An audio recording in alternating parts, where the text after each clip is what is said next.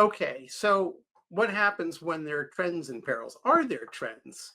Well, it's a little bit hard to see them in data so far, but as time goes on, they're becoming a little bit clearer.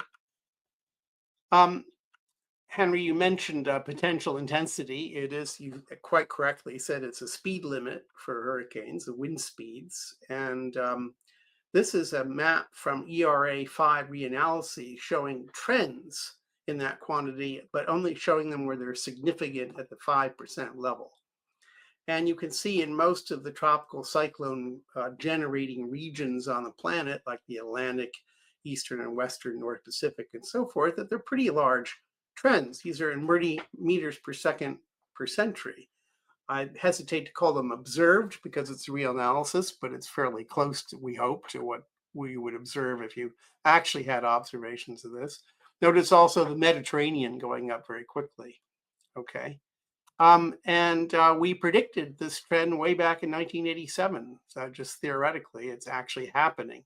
What is the consequence of that? Okay. Will actual intensities go up?